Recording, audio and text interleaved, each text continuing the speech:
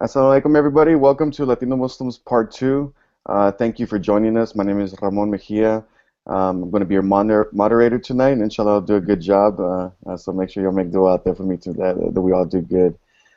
So just a little quick background about myself. I'm originally from Dallas, Texas, and then my bio is online at the Facebook event page if you want to learn a little bit more about my background and such. The Latino Muslims Part 2 is a panel organized for Latino Heritage Month this year in 2015 by MuslimARC. MuslimARC is the Muslim Anti-Racism Collaborative. MuslimARC is a volunteer-driven education organization working to creatively address and effectively challenge racism within the Muslim communities. Through this panel today, we're continuing the conversation started last year with the first being Latino Muslim panel that featured three very amazing Latino Muslims. The aim of Latino Muslims Part 2 is to continue to amplify the narratives of Latino Muslims and Latinos and highlighting issues that are of concern to the Latino communities, both Muslim and non-Muslim. You can also engage with this panel online using the hashtag Latino Muslims. And let's get started. Let's just go around and say hello to everybody that's going to be on the panel today. I have Erin. Go ahead and introduce yourself. So I'm Erin Cervantes Altamirano. Actually based in Ottawa, in Canada, but originally from Mexico. Okay. Thank you. And we also have Spirit. Hi, my name is Spirit. I'm an associate professor of law at Thurgood Marshall School of Law, and I'm sitting here in Houston, Texas. And then we have Nabila.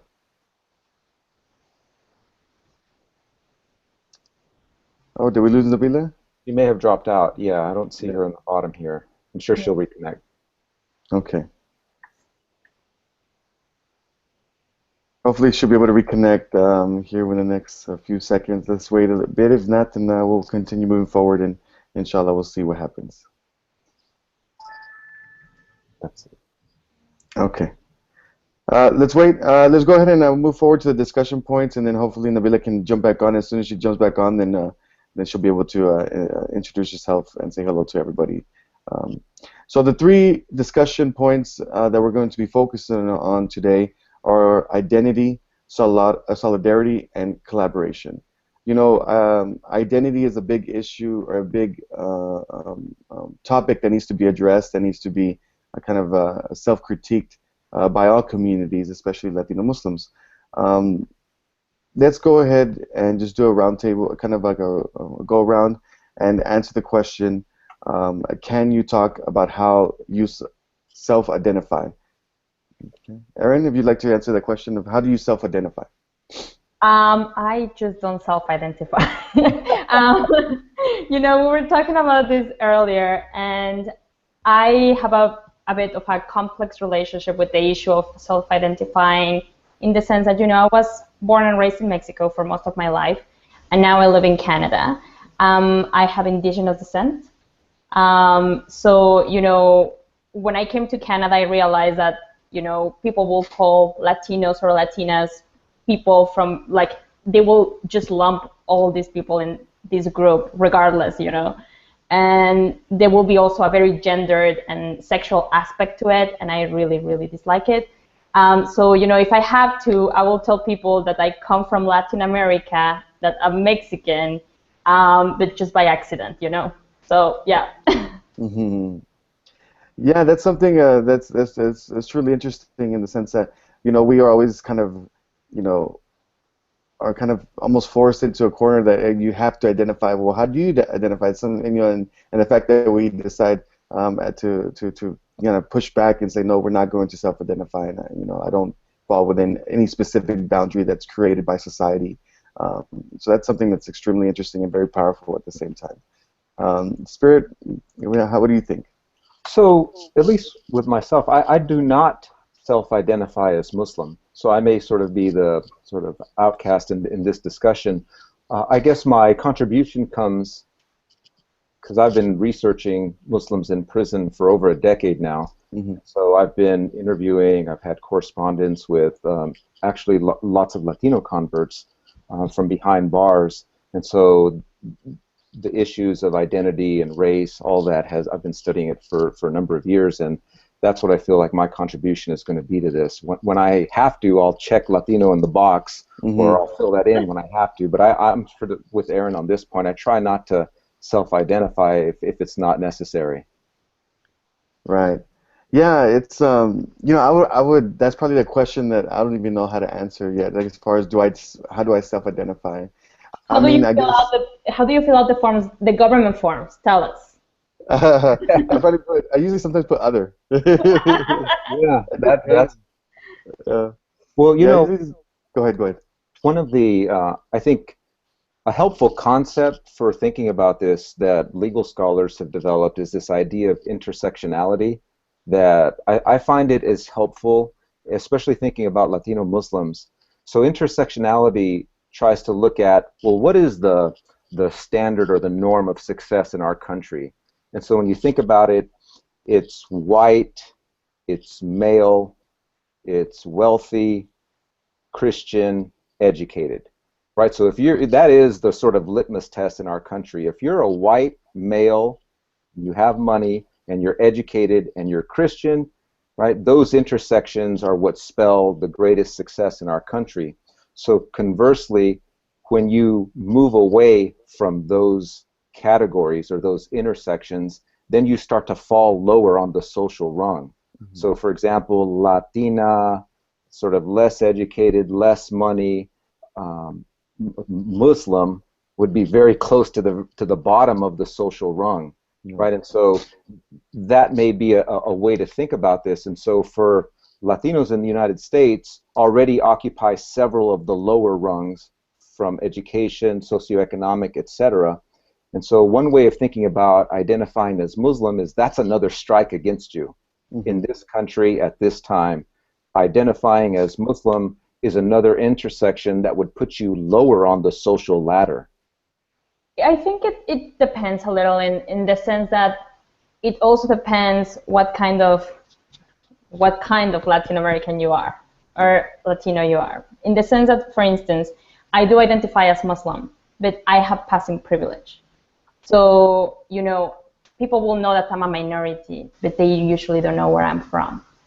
And if I wear a hijab, people don't know where I'm from at all. A lot of people will say that I'm from Indonesia, I'm from Malaysia, whatever, right? Mm-hmm. If I don't want to look like a Muslim, I just don't wear a hijab and I just don't tell anyone. So we have also those things within the community, right? Like that intersectionality is very complex in the sense that, there will be a lot of Muslims that just don't have that option. Yeah. If you're a Muslim from, if you look like a Muslim and you wear a hijab and you do certain things, you are a Muslim and that's it, and that's how you are going to be labeled. For me, I just don't look like one, so I can just walk away and be like, I'm happy I don't look like one, like that type of thing. Right. Yeah, great to have you back. I see that you're back, Nabila. Thank you.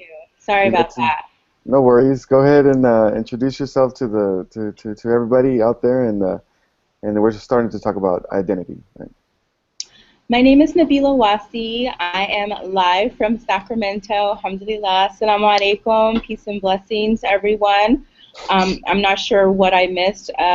If there any more introduction you need, but I like to look at myself as simply an educator, a healer, I'm a writer, and I'm an activist, and an intellectual, and just a Blaxican Muslim. Nice. Yeah, one of the things that's interesting as far as like how do you self-identify, it's almost like we have to kind of either wear different hats with different communities that we're in. So one thing, Spirit, that I wanted to ask is that how do, as we get into this self-identification, whether it be with religion or with race or ethnicity or gender, how is it that Latino Muslims identify in prison? Because, you have in specific prisons that are, kind of bordered along, racial lines, and then you have, say, Afro-Latinos. And where do they fall in the mix, and where do Latinos fall in the mix if they're Muslim as well? Yeah, that's a great question. So what I was trying to get at earlier with the intersectionality, it is complex, as Aaron mentioned. One of the things that it allows us to do, I guess what I'm trying to bring out is that in the United States at this point in time, there's, I would say, little social benefit to becoming Muslim. I would suggest it's more of a burden with the way society is in this country and sort of the backlash that Muslims have faced in this last decade. And so in prison, it's a very similar situation. There's no merit to becoming a Muslim. Even though there's lots of conversion behind bars, it tends to make life harder for an inmate, right? So you kind of get ostracized by the administration. There may not be accommodations for your beliefs, etc. So there's no, it's not a prize that you get for becoming Muslim in terms of the social situation. Now, even then, behind bars, Latinos have faced tremendous pressure from their own Latino brethren to stay away from Muslims, not to convert. I mean, I've heard. I mean, I did a PhD dissertation where I took a number of quotes from individuals, and you hear statements like, "We heard about someone, who is identifying as Muslim, and basically put him out of business." So there's a high price to pay for joining Muslims around some groups. I would say it's stronger in California in some areas, maybe Texas, right? But at the same time, it's hard to deny when you hear some of these Latinos trying to embrace the Spanish, Moorish history as a part of the Mexican culture, as a part of their Hispanic culture, and sort of taking it back, kind of circumscribing or circumventing the whole Christian narrative of slavery and colonialism and going back to this other period. And so in some ways, Latinos in prison kind of have that history under their belt, so they can call on that. They can look at the Spanish and the Arabic influence on Spanish, can know that their parents and grandparents have been saying Ojalá for generations, and really start to find the Islamic culture within their Hispanic culture. And that is what takes many prisoners to the next level of being dedicated and sort of identifying with this history. So, but like I said, for many there has been a serious price to pay for embracing Islam behind bars. Not so much for African Americans, it's a different cultural phenomenon, but for Latinos it is. So right now you're seeing the trenches, right? Individuals in the trenches trying to make that space for Latino Muslims, but it is happening. I'll make that clear. Yeah. Aaron, what do you think? I think that, I also think that the context in the States is very particular, with a lot of now lots of talk about Latin American Muslims, and lots of articles coming out from the New York Times, the Washington Post, about the conversion phenomenon, whatever. I think that for me, living in Canada, this is slightly different in the sense that we don't really have a lot of Latin American communities to start with, and even the ones that we have are not very well versed on issues related to Muslims or anyone else for that matter. So for many people, even within my own family, their first contact with Islam, their first serious contact with Islam was 9/11. That was the marker of I got to know Islam. So for me, navigating a Latin American community as a Muslim is very difficult. People don't understand why would I convert, especially because I didn't grow up in a Catholic family. I grew up in an atheist, secular family. So, they don't understand why I converted, why would I do what I do. Accommodation issues are very difficult in terms of, dietary issues, the not drinking part, whatever it is. But at the end of the day, there are many other things that just help me navigate those things. At the end of the day, within Muslim community, as I was mentioning to you, I have the passing privilege. Within my Latin American community, I'm still not a visible Muslim, so I perhaps don't face the same rejection that other Muslims that decide to wear the hijab, for instance, will face, right? So it's a very, very complex phenomenon. Nabila? Thank you. I actually would love to chime in. For me, my experience has been entirely different. I am aware of a lot of the phenomena that they're speaking about, but considering the fact that I'm a born Muslim and my mother is Mexican and she converted over 40 years ago, I feel I have a lot of experiences that show that there's more of a balance and there's an alternate experience that happens. For example, as someone who's actually studied abroad in Mexico and have been active in Dawa efforts there, and I do wear hijab. So the operating assumption is actually that I am Arab or Middle Eastern. And the funny thing with a lot of Latinos is that they think that Spanish is a secret language. And being that I actually speak Spanish, it actually gives me an insight as to what people are thinking about, because they talk very openly about what they think of me in Spanish, thinking that I don't know what they're saying. So I actually take advantage of those opportunities to have a dialogue. And I have a dialogue with people. Sometimes they'll say things like, oh, look at those Arab women, and their husbands make them wear that. And then we actually talk to them and say, actually, they don't. I'm not married. I'm not Arab. And I speak to them in Spanish. And by the end of the conversation, then it completely shifts. And then they're like, you know, thank you so much. That's actually beautiful. You're a beautiful person. And they switch their whole position. So I think a lot of what the other two panelists are speaking about is that definitely there is a lot of ignorance. A lot of Mexicans are not exposed, and their exposure might be through negative media stereotypes, but when they actually come in contact with, you know, actual Mexican or Latino Muslims, is having that dialogue and that conversation can really move things around. And I noticed the same thing that even happened even in my mother's family. I'm sure people thought it was very strange for her in the Midwest in the 70s to change her religion and to become Muslim. But now they recognize that it's not a fad, that it's something that she's committed to, and that it's made her a better person, and they respect that. So I think that there are a lot of alternatives to the experiences that the other two panelists talked about, and even though I'm aware about them, I think that that is just more encouraging for us to have these dialogues and to get that education out there.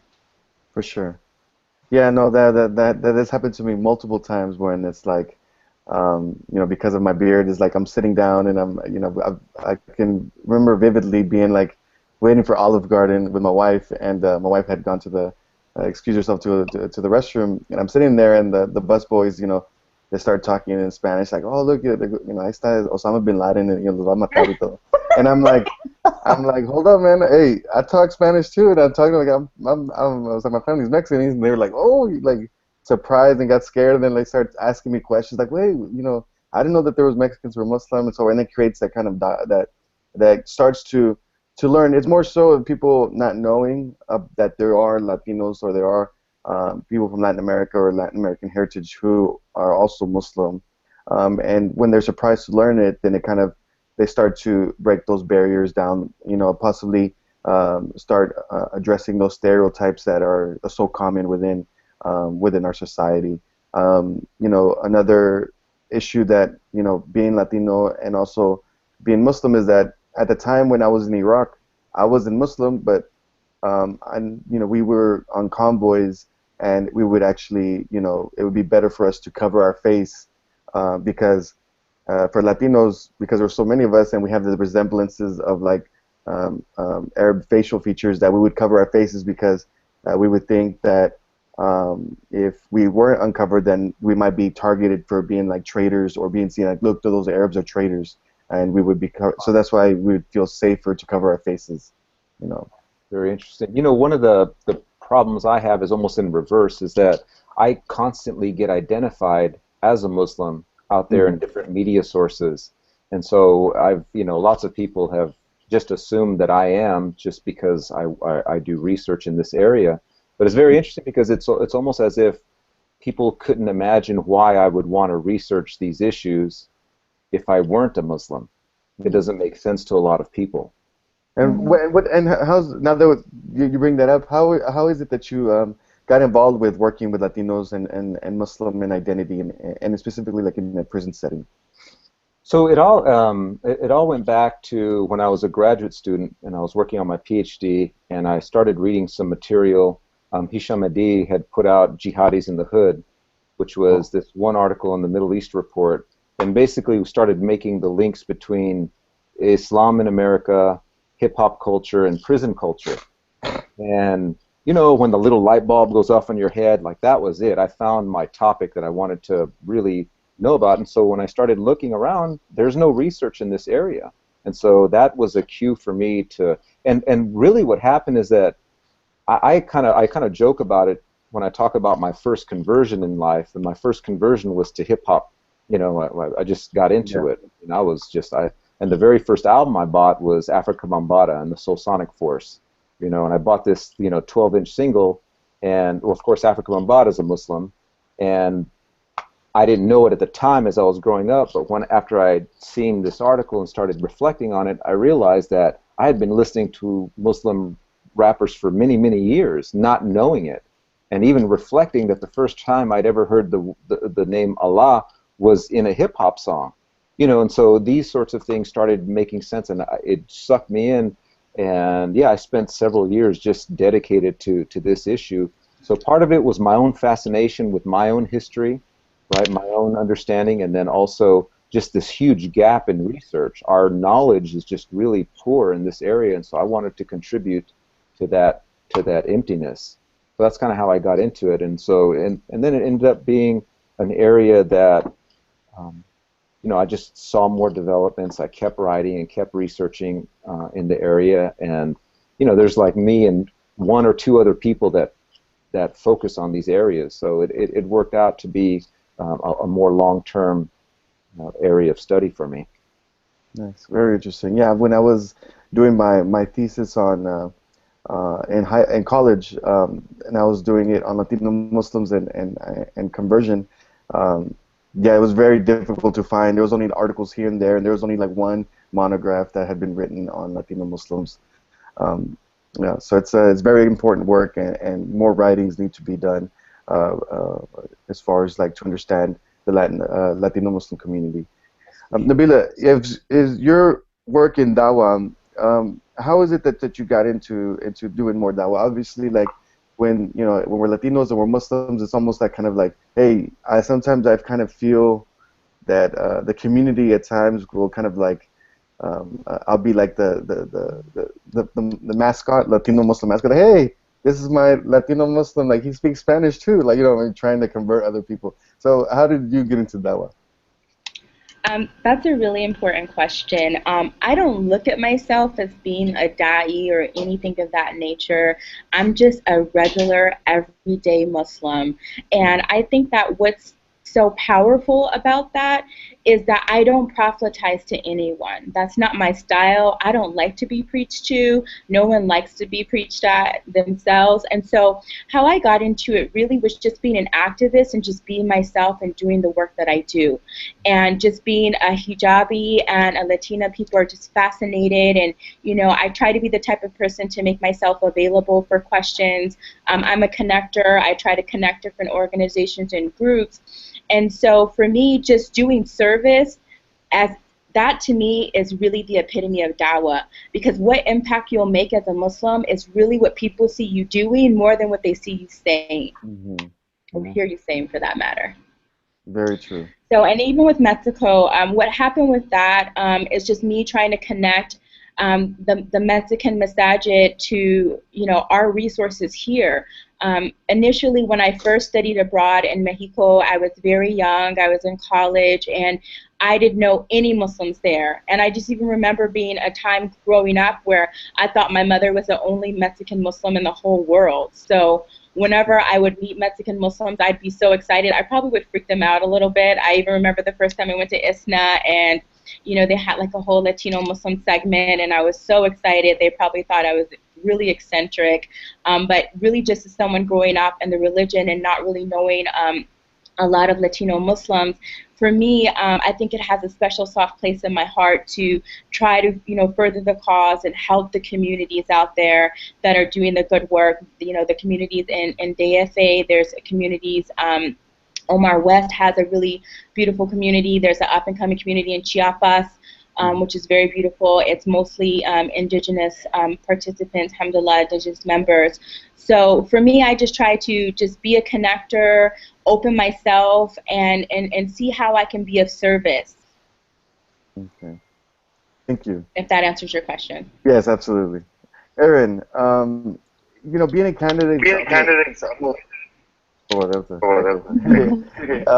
scared me. Erin, so being in Canada, it's kind of, you know, how do you at times, you know, just the way I mentioned, how does dawah work for you, or how does, you know, the interaction between Muslim and the Latino or the Spanish-speaking community, how do you, you know, basically navigate those two areas? So yeah, I think I'm the pessimist in this panel. So I actually have a not very good relationship with dawah in general. I feel like in Canada, in my experience with several different mosques, you know, dawah is a proselytizing effort, and I really, really dislike that. I also really, really dislike anything that is like converts, whatever. So, you know, like when I had just converted, people will call me to the mosque and be like, share your conversion story with us. And I'll be like, no, I don't want to. I really don't want to. So, you know, it's that type of thing that really bugs me. And, you know, like Nabila was talking about, you know, like the efforts in Mexico and whatever. And one of the things that has happened is that in my mother's community in southern Mexico, in Oaxaca, we start seeing a lot of these people trying to, you know, promote Islam or whatever. And a few years ago, I made connection with a couple of them, and there were two. There was a Canadian Muslim, and there was an Arab. I think he was from Saudi Arabia or whatever. And they had gone to Mexico to, you know, support the efforts in the area.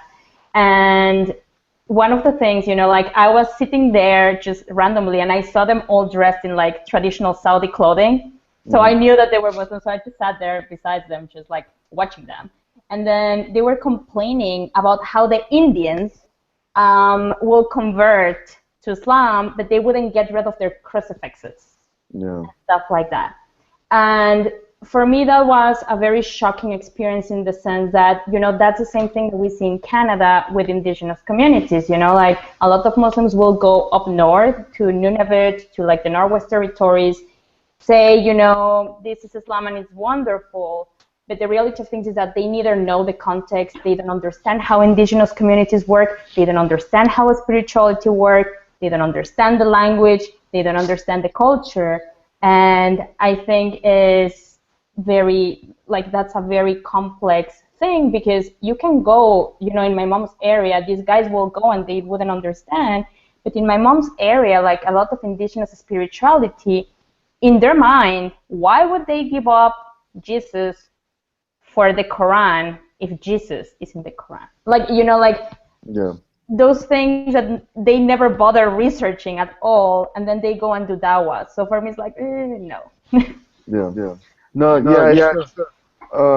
important to kind of understand that, you know, the idea like when we kind of, when Latinos or when people convert to Islam, it's almost like people expect that you're supposed to shed all of everything that you know at this point. It's almost like, it reminds me really of the book by Gloria Zandua, the Borderlands, and the idea that you, in order to, you know, cross from one bank of the river to the next, you have to basically shed everything that you are in order to be accepted by the other side and so forth.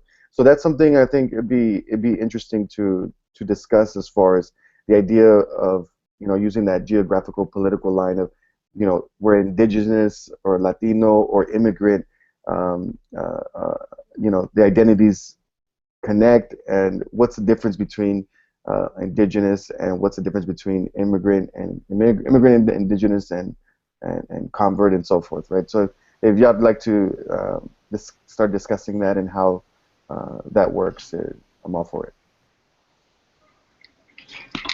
Okay, and that's you. Okay. Were you going to say something first?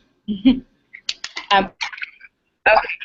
Well, I'll kind of jump in with that. I think one of the things that definitely when it comes to Muslim identities, when it comes to racial identities, I think we've kind of bought into this myth that there's this image of racial solidarity, of monotony, that there really isn't. I think in terms of, Latin American identity, I think it's very complex and it's very layered, and there's so many races and mixture of races within that there's allows for so much room. And it's really more about how people self-identify, because historically our identities have been taken away from us. So it's very powerful for us to be able to reclaim that and to identify how we want. Myself, like with me calling myself Blaxican, for example, honoring the fact that there is an Afro-Mexican population that I feel very attached to, and I feel very attached to Afro-Mexican culture. That still is a different dynamic, because the African, for them, is coming from more of an ancestral inheritance versus myself, where my father is actually African American, or what I just call black, and then my mother's Mexican, and I'm this hybrid Afro-Latino. And I think that to me represents also to how Islam works, because as Muslims we tend to also have these very multi-layered identities. I'm not a convert, as I mentioned before. I'm a born Muslim, but because I am Blaxican, and I do come from a community that is actually, actually comprised of what are considered indigenous people. Although I understand why Muslims use the concept of indigenous Muslim, I still find that very problematic, because we do have indigenous Muslims like what we have here on our panel with our sister here, mashallah, but then at the same time, she is a convert to Islam. So to somehow directly associate indigenous Muslim with Muslims that are born in America, then it kind of, marginalizes, I feel, actual indigenous Muslims. And that's also an issue that, we face in general, is just this idea of kind of superimposing identities and taking identities away from people. And so that's why I think that it's somewhat problematic. I understand why it's there, but I think that maybe we should look for, alternatives in terminology.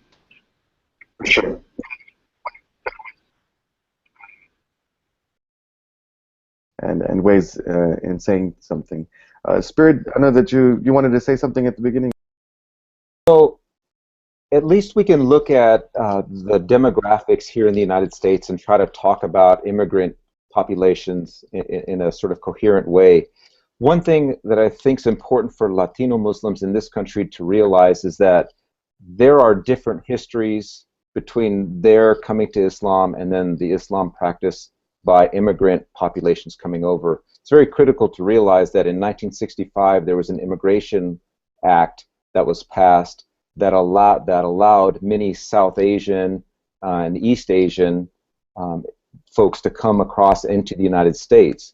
They call it the brain drain, right? So we were taking some of the brightest minds from these countries and importing them here to fill jobs here. So many Muslims who came to this country came over, they were educated, and it was then they were going to educate their kids, and they came over with jobs or educational spots waiting for them, right? So the history of many of the immigrants who come over that were practicing Muslims is very different from the history of Latinos in this country, who either can trace back to a slave or to a colonial past.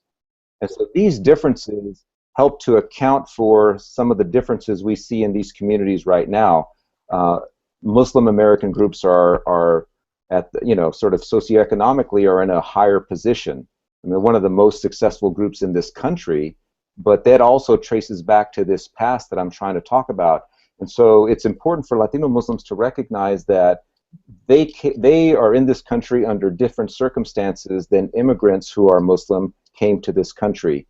And so that can help, the self-understanding and, make better sense of why things are the way they are between the different Muslim groups in this country.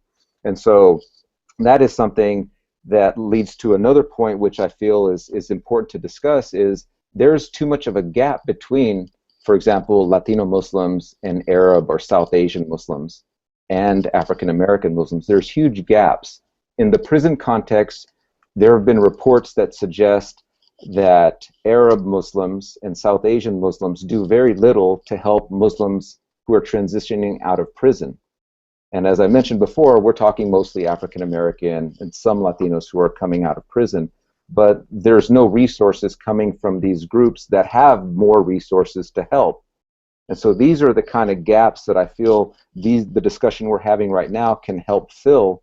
And really there is a really important need for more engagement between the Arab and the South Asian Muslim groups and the Latino and African American groups, and that's wanting right now.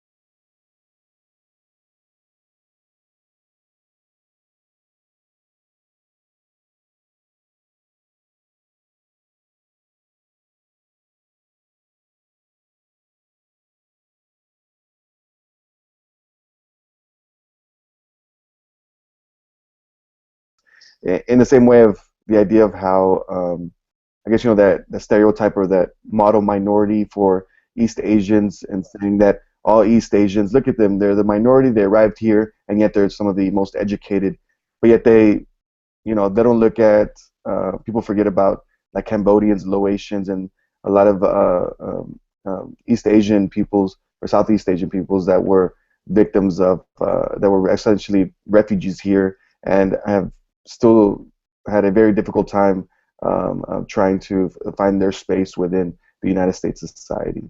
But that's an excellent point. I really believe that what you just said is exactly right. The history, to understand the history is also to understand that the model minority is just a myth. It really is a myth, and you've explained that well. Yeah. Absolutely. Okay, so go ahead. Because I really feel that I honor that everyone is speaking from their individual experiences, but I think that there is a lot of work being done. One thing about the Muslim community is that it's not homogenous. So, like, each individual community has its own, unique characteristic. And like, for example, I'm in Sacramento right now, Sacramento, California, and we have a community here through Masjid an-Nur that has made a considerable effort to actually have Islam classes in Spanish and really create a space for Latino Muslims. Where I grew up in Southern California, there's a community called the Islamic Center of Southern California, and they also once upon a time, I'm not sure if they're still in existence, but they actually also had classes that were in Spanish of Islam for Latino Muslim community and other things. So I think that there is good work being done, and that is the important factor, is that our communities, we actually need to identify what our community is comprised of. Because like you mentioned, Ramon, people often assume that you were Iraqi, and people assume that I'm Egyptian or whatever culture they are. I say I'm racially ambiguous. They just think I am what they are. And so there are a lot of Latino in the community that oftentimes community leaders don't even know. So it's very important that we show solidarity and that we identify who's in our community, what are our demographics, and ways that we can better serve them. And I think that that also slips into even the dawah component, which we spoke about earlier, because the difference between, say, some of my efforts and things that I'm involved in, other than the ones that my sister here has experienced in Chiapas, is that here you have someone that's coming from a Muslim country that all they've known is Muslims their whole life. So yes, they are going to be a little rusty on ways to deliver dawah. I think us as being American Muslims, myself being what I consider like a second generation convert, I think I understand the nuances of what, you know, it entails in actually presenting Islam to people from other faiths.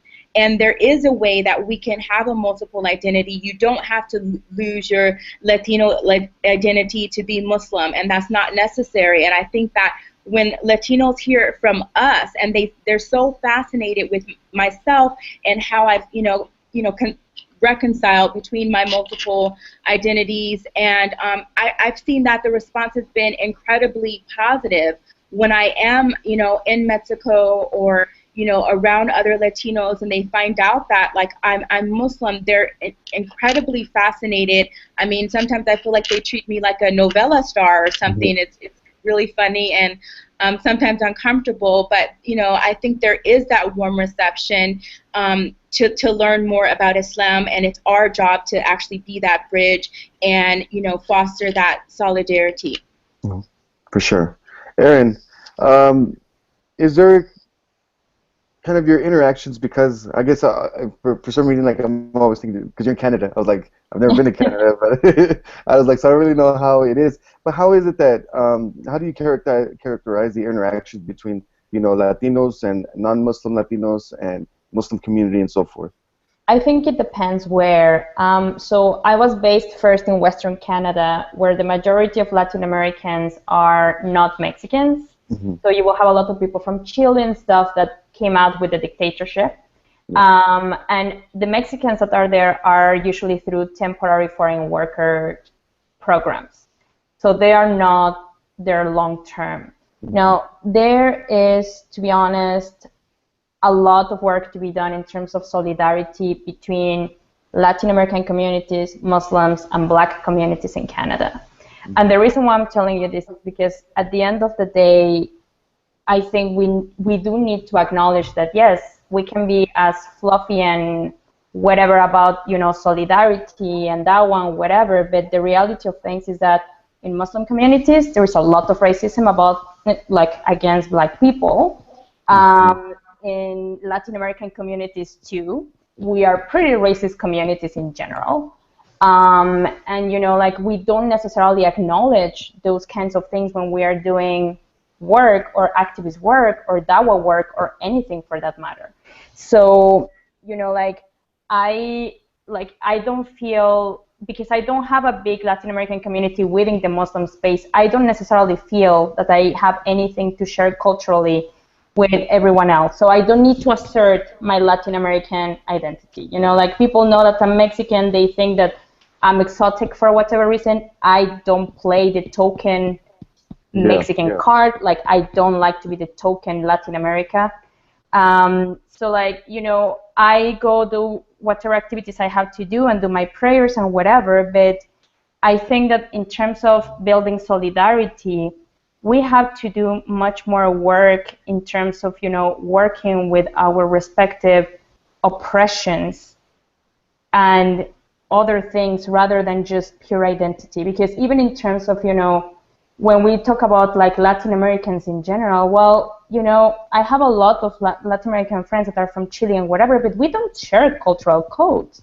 Yeah. We don't eat the same. Our Spanish is not the same. Our history is not the same. Many of them are very white. They, like, the elimination of indigenous peoples almost completely in southern Latin America. So it's very different. And I don't necessarily, you know, like, I see that there is a possibility for collaboration, a possibility for solidarity, but that has to be the starting point. We need to acknowledge that, you know, like, we are immigrant communities in someone else's land, that all these interactions that we have are a product of very particular colonial histories, and that we need to get past and we need to acknowledge the oppressions of Black Muslims or Black peoples and indigenous peoples in these places. And I think that that's the starting point for collaboration. For sure. And then one thing that's I think that you could probably enlighten the community a little bit more on is if you, in Canada, you know, there's over the last, you know, I guess over the recent history, and more so in the more so as you know, in the present, the I Don't Know More movement, as far as the indigenous grassroots movement, How, in your opinion, and in your observation, do Latinos or do African American, African in Canada and Muslims interact with or support, or are they in solidarity with the indigenous peoples of the Idle No More movement in Canada? Idle No More has been an incredibly groundbreaking movement in Canada that has been extremely successful in gathering solidarity from different communities, including Black communities, Latin American communities, and immigrant communities. Because at the end of the day, they do say, like, you are an indigenous land, this is indigenous land, and we are for indigenous resistance, because indigenous resistance includes a bunch of different things, including immigrants, including the acknowledgement that Black peoples are not settlers. They got here not by choice, but because of very particular processes. And they have been able to deliver that message, right? That indigenous resistance doesn't mean only indigenous peoples against the government. Like, that's not what it is. It entails a bunch of other things, working towards something else, protecting lands, taking care of the environment, like making sure that your neighbor is doing okay, like all sorts of different little things. But I must tell you, Muslim communities in Canada have been very, and like, I get it, Islamophobia has been horrible, and I don't know if you guys know, but we are in election period. Elections are coming up on October 19. We have a conservative government that has been extremely Islamophobic and, trying to ban niqabs and stuff like that. And, like a lot of Muslim communities are scared. They don't necessarily know a lot about indigenous history. They don't necessarily know a lot about Idle No More, but sometimes, just the word indigenous resistance will scare them a little, because like, you don't know what it is, you don't know if it's going to be categorized as a terrorist organization, so Yeah. it's complicated. For sure, yeah. I mean, the only kind of, now that we've met, the only thing kind of understanding that I have from the Muslim community in Canada is through an organization, Afghans United for Justice, with Soraya Sanghara, who is an Afghan, and she looks to, kind of, the organization there is trying to, obviously address the Islamophobia that's very rampant within the Canadian government.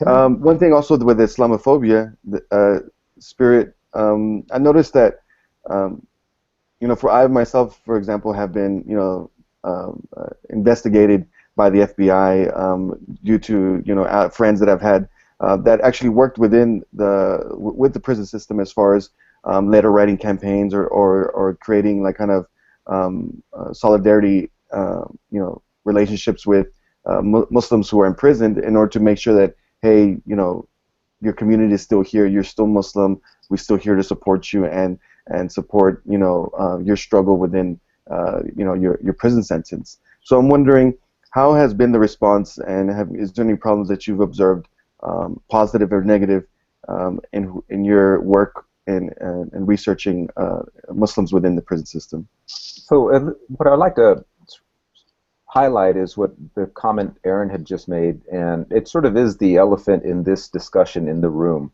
is that there is a lot of racism within Muslim cultures here in the United States. And it's disheartening when you think about Malcolm X's, when he sort of, started to embrace Sunni Islam, and he really saw Islam as being the antidote to America's race problem. That's the way he described it, as the cure for the race problem. But it's very unfortunate, because life on the ground is a little bit different, and we still see a lot of the same kind of racism he was battling back then is still present in the very Muslim community that he had hoped would be able to overcome a lot of this. And so that is something that I'm glad is brought up, because there is a need for more solidarity, not to undermine all the work that's been done and that's being done, but you kind of have to call a spade and recognize that there's a lot of division, and some of it has to do with race. What I feel is particularly critical about this fact, so if we were to look at, if we look at African Americans, and I look at hip hop culture as sort of a way of listening to what Muslims have to say. And I've made the argument that in this country, the most radical discourse that you can find from Muslims is coming from the hip hop sector, not the mosques, not from CARE or ISNA gatherings, none of that. We're talking about hip hop culture where individuals are really expressing radical themes and tones, messages. And so that's mostly African American, some Latinos, but largely an African American phenomenon. And then if we look at life on the ground, we have to understand that there is an overrepresentation of Latinos in terror-related events. Now, we can there's Harlem Suarez had just come up, that incident. We can go all the way back to Jose Padilla back in 2001 and a whole string of individuals from now to then. And what I'm trying to articulate is that you look in the African American community, very radical voices, right, in the name of Islam. And then if you look at Latinos on the ground, a disproportionate number of Latinos engaged in terror activities. What this spells to me as an outsider looking in is that there is a critical need for deeper engagement with the Arab and the South Asian Muslim communities with these minority Muslim groups. I mean, this is critical. And I'm sorry, can you all still hear me? Something went out. Okay, great, sorry. And so if there's not deeper engagement, then these trends do not bode well in our country, right, for Islam in America, because we have two very radical strands, and they are very radical, and if we don't have some sort of embracing by the mainstream, by the sort of the larger population groups of Muslims, then I wonder about what that means for the future. I mean, I kind of get the feeling that if there's not embracing by the mainstream Muslims here, the normative groups here in this country, well, who is going to embrace them, and do we want to find out who that's going to be? And that's a critical point that I would like to raise about this estrangement between minority Muslim groups, the Latinos and African Americans, and the larger groups that I've come across in the recent decades. I find it to be an issue that needs to be addressed. For sure, I think that collaboration and making sure that that these communities that are kind of on the outskirts or on the peripheral, that they start to be engaged more and start to be essentially not brought in within the fold, but that the space is available for them to grow and to prosper and to be able to amplify the work and the voices that they have within each prospective community. One of the problems that we see with prisoners who re-enter the society after spending time in prison is it's a very vulnerable moment, and the FBI and researchers have really pointed at certain prisoners as being prime recruits for radical or jihadist organizations. And it's because they're at a very vulnerable liminal state in their lives. They're coming out, they don't have a lot of prospects for work, they may not have a place to live, they're not going to have a lot of help, they don't have money. And so certainly we've seen this in the gang recruitment area, is that gangs will recruit people who are in these moments of need. And so I would almost like extrapolate that situation to the liminal phase that I find Latino Muslims in this country. And so again, it's vulnerable populations, and we got to make sure that there's engagement with the larger Muslim community so that they don't become more marginalized fringe groups, and then also candidates for recruitment to other organizations which may not be in the best interest for all Muslims. And so I wanted to sort of put that out there on the table. Yeah, and I want to comment on that because you posed some very interesting points. Some of it I agree with, some of it I have a different perspective on it. Being someone, who has been Muslim in America for, over 30 years, just to kind of date myself a little bit.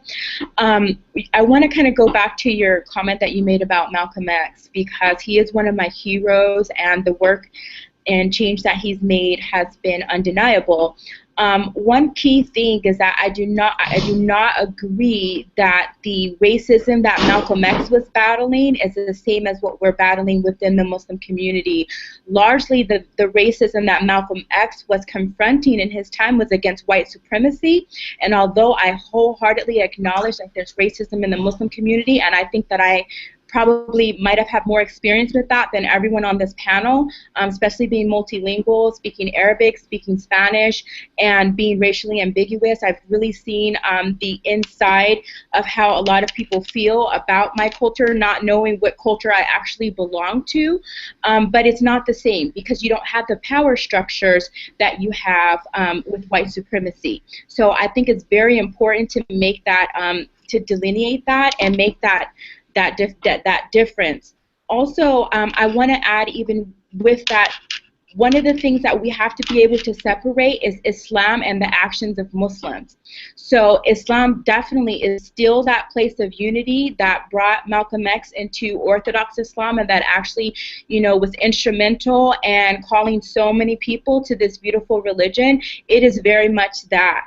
And a lot of the racism that happens within our community, it also is not to belittle it, but you have a lot of people that come from countries where they don't have any exposure to other cultures. So I think that, with Islam and all of this interaction being fairly new in America, what we're doing here and why we're here and having these very important conversations, it just shows that that's what needs to happen. Because a lot of times I feel that racism, and especially being someone coming from a multicultural background and seeing racism within my own family, dialogue is so important and education is so important. A lot of times, most times I feel racism is just rooted in ignorance, and knowledge can really, really dispel a lot of racism, and that's why we're all here. So I just want to throw that out there. Yeah, no, for sure. I think that racism is within our community, and within U.S. society, that there are still need to be addressed and still need to be worked on, and inshallah, that there's a lot of people that are, just like everybody on this panel, that is, with the work that they're doing separately, is in one way indirectly addressing kind of the racism that's going on, and basically trying to identify or trying to show that there is alternatives and ways to move forward. Now that can I kind of comment on that really quickly? I like to look at things from a solution-oriented lens, and like what I would like to see as Latino Muslims, because one thing that I have experienced as being a Muslim is that I've been very acculturated to Middle Eastern culture. I'm well versed on the language, the traditions, the customs, the food, and that comes from the sharing that happens in the Muslim community. And I would like that same opportunity for Latino Muslims, for us to also share our culture. And I think that that is key. And I think it's really up to us as Latino Muslims to also be active in our communities and active in organizing and open in sharing who we are. I know certain people, they have certain opinions about how they want to share their very personal conversion stories or things like that, and that's respectable. But I do think that if we really do want to foster that understanding, then we have to be just as open with sharing our culture. For sure. And that's actually go ahead, Spirit. Because I thought it's very interesting the way you pointed, because I think that is also key, is that there has to be so Islam, the way it became popular throughout the world since its inception in the Middle East is because there was an understanding that the tradition was going to give some to the culture but absorb some of the culture as well. That does account for Islam's success in terms of its spread around the world. So this is something that needs to be understood, is that you don't have to drop Mexican culture to become a Muslim Latino. You don't have to get rid of your Cuban culture or your Puerto Rican culture, whatever it is. You don't have to get rid of it. You just have to inject Islam into it, to Islamicize it to a certain degree, and work on removing the un-Islamic elements. So this means that there is a huge contribution that Mexicans can make to Latino culture, and vice versa. And so we really need to understand that that's how the religion was able to thrive all over the world, not because they tried to displace everyone's culture and replace it with Arabic culture. And we really need to sort of get free from that notion. And also, I mean, again, one of the unspoken things is Arabs are not the gatekeeper of Islam. And that's something that needs to be understood by all practicing Muslims, but particularly Latino Muslims, because it's such a minority in this country and such a strange, exotic mix of people. But just as practicing Muslims, it's critical to realize that in many ways, Arabs have been gatekeepers around the world because of the Arabic language, and that Arabic culture is so much a part of Islam. But at the same time, if you look around, even in India, where there's huge Muslim population, it was done through music, right? Yes. The conversion of many Indians in the subcontinent was done because it was a very musical culture. You would have never convinced many of the Hindus to look at Islam without doing it through music, and so that is one of the ways that the tradition was able to spread. And so again, it's a absorbing of some culture and giving the Islamic culture, and it is key, as you mentioned, so I wanted to sort of highlight that point. Appreciate it. No, yeah, absolutely. That's extremely important. Can I wanted say to something?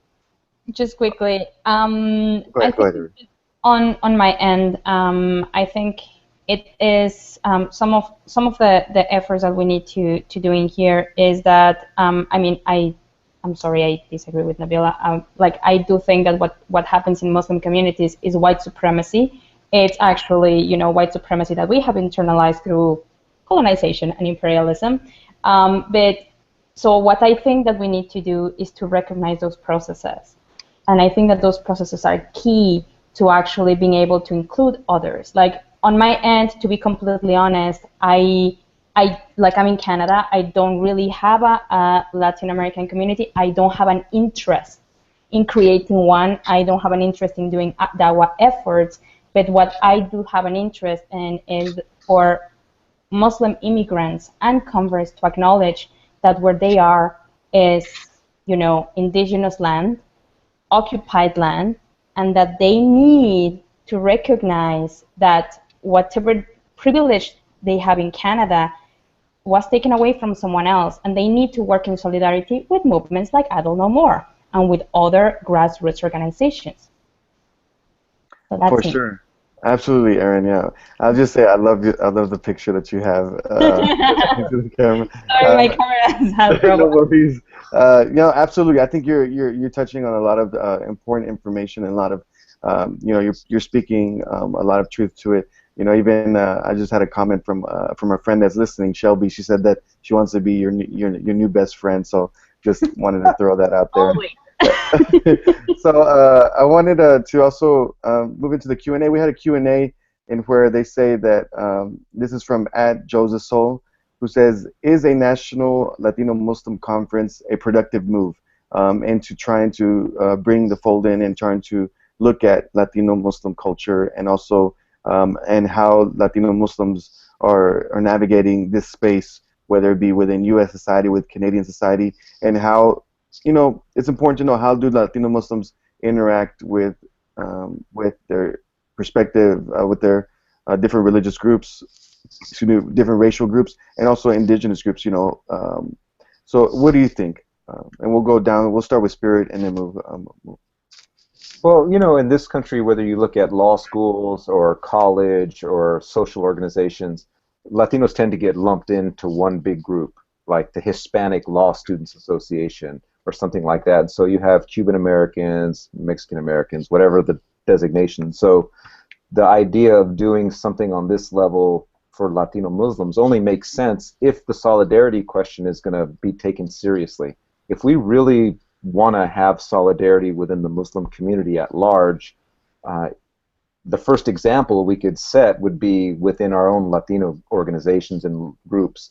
And so that would be a stepping stone toward the solidarity that we've all been speaking. So a national conference for Latino Muslims, I don't see it as segregating or sort of alienating Latinos from a larger group, but it's kind of like getting some of your own house cleaning together, getting some of your own alliances and allegiances in order so that you can sort of fend off some of the problems that we're having in this in our culture right now.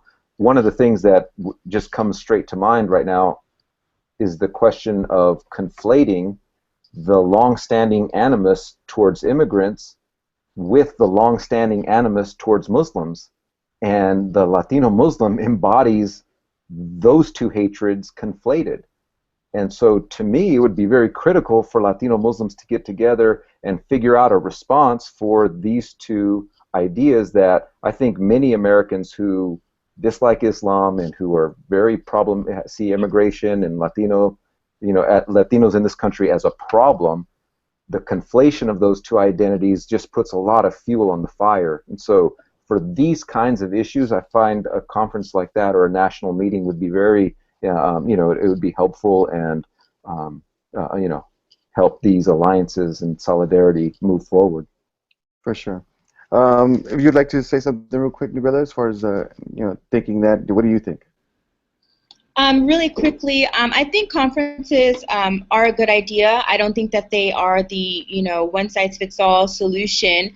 I think that one of the great things about conferences is bringing people together from different regions. And unfortunately, with us being such a small community, we're really spread out. So I think it would be really empowering and powerful to connect us in a way that we can find out where other Latino Muslims are and then give us a chance to, tell our stories to other Muslims. I noticed he mentioned the issue with, lumping Latinos together, and that is a problem. But I think that the way that could actually be addressed in a conference. That's the beauty of having a conference. Yeah. And have different workshops.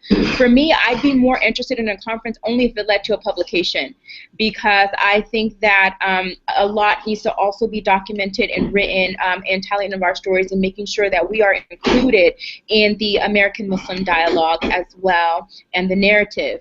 I think more so than just a conference, I think it's very instrumental that we be involved in the already in place Islamic organizations, and as I mentioned earlier, that Muslim communities, especially in areas where there is a larger Latino population regardless of their religious affiliation, that they identify who are their members. I think that masjid demographics is so important. I mean, even though we do have these incidences where we have, the Pakistani mosque or the Afghani mosque or whatever, nonetheless, in general, a lot of times masajid can also be very, very diverse. And alhamdulillah, in California, where I come from, the communities that I was bred in, they are very, very racially diverse.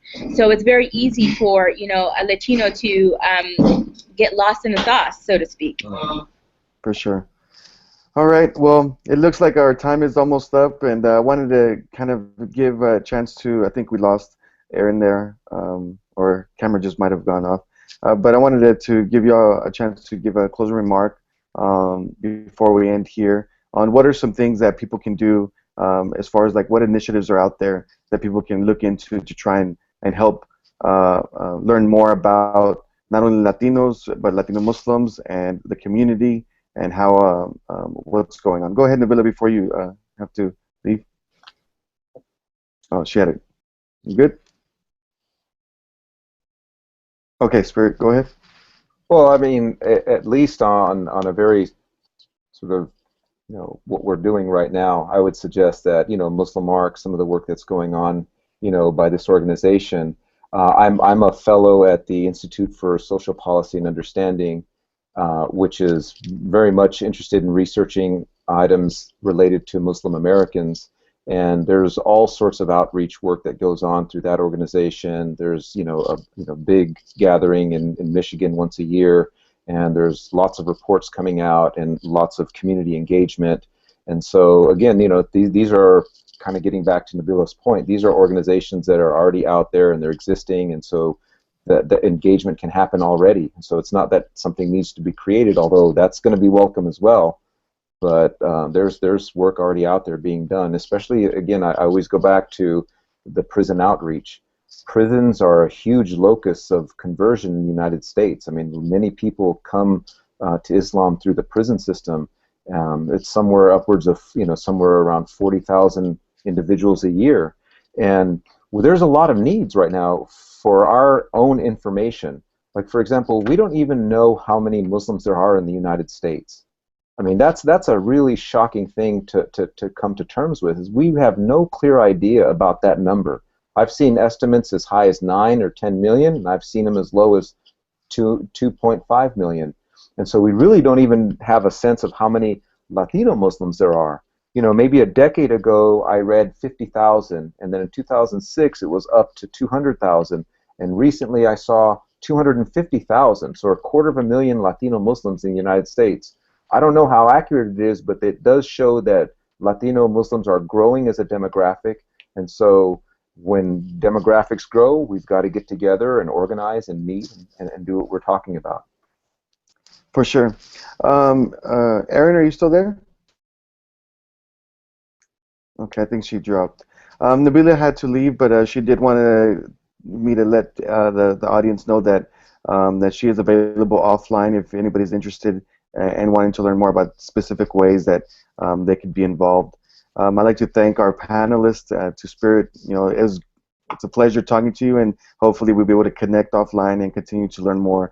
And also, I'll be able to learn more about how I can help in the work within the prison system, and also, you know, support the efforts that you're making and the resources that you're providing to people.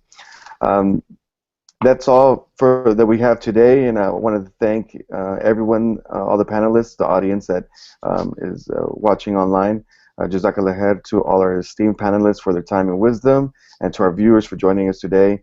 If you are interested in more programming like this, please check out MuslimARC's new campaign, Ammo Intensive, which is looking to expand anti-racism education to even more American Muslim communities.